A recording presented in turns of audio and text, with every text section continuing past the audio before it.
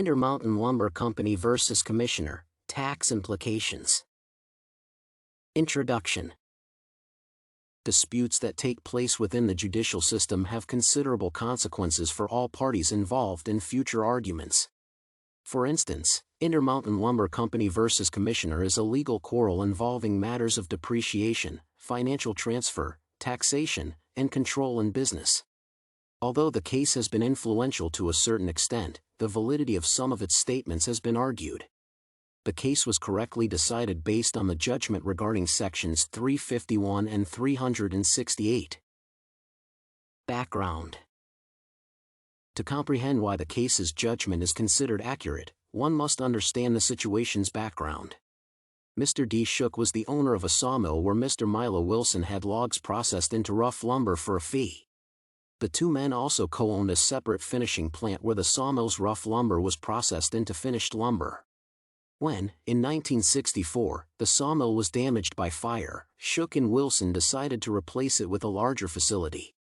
Wilson was persuaded to guarantee a $200,000 loan for financing, but demanded to have an equal voice during the rebuilding and have an opportunity to be an equal shareholder with Shook.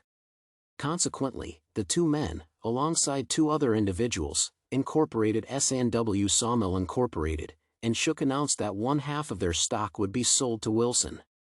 Shook deeded his sawmill site to S&W and received all of the company's 364 shares.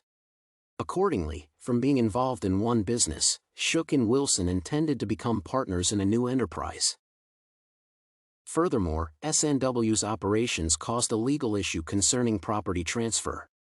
Shook and Wilson entered into an agreement, according to which Shook was supposed to sell Wilson 182 shares of the corporation. The conditions were as follows: $500 per share, interest for unpaid payment, and shares put in escrow. Wilson was given the full power to vote his shares for the next 14 months.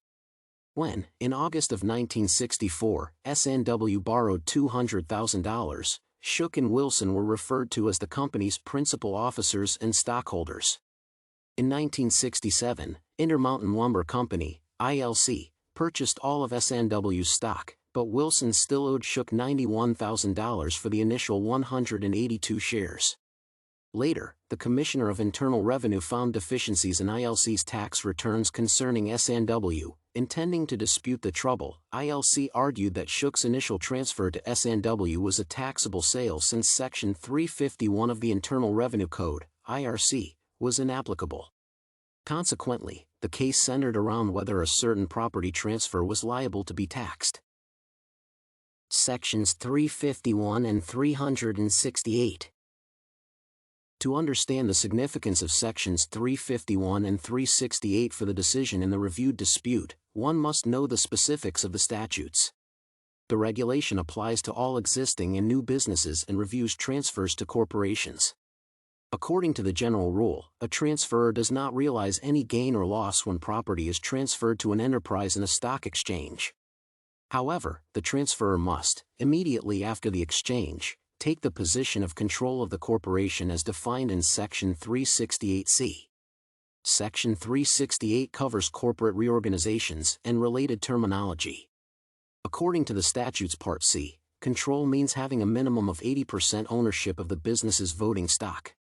Therefore, to prevail in its claim, ILC had to prove that the transferor did not satisfy the requirement of transferring property in exchange for stock while immediately gaining control of the corporation's 80% voting stock.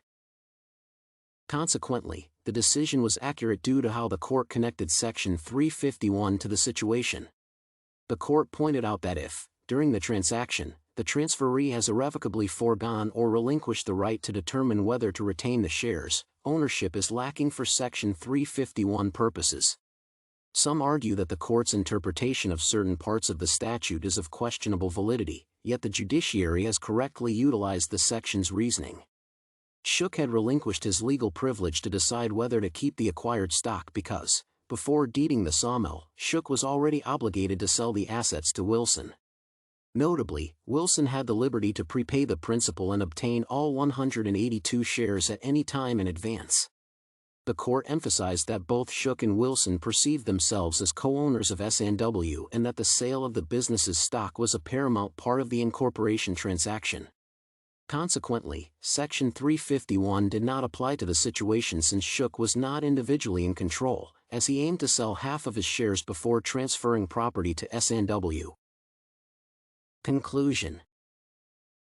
To summarize, Intermountain Lumber Company versus Commissioner was correctly decided because D. Shook did not have complete ownership of S&W and intended to vend his stock as part of the same transaction. IRC Sections 351 and 368 state that a transferor recognizes no gain or loss when the property is repositioned to a corporation in return for stock and must have 80% of the corporation's voting stock. However, Shook agreed to sell half of his shares to Wilson and then deeded the sawmill to the newly incorporated S&W, thus losing control of the business and making the transfer taxable.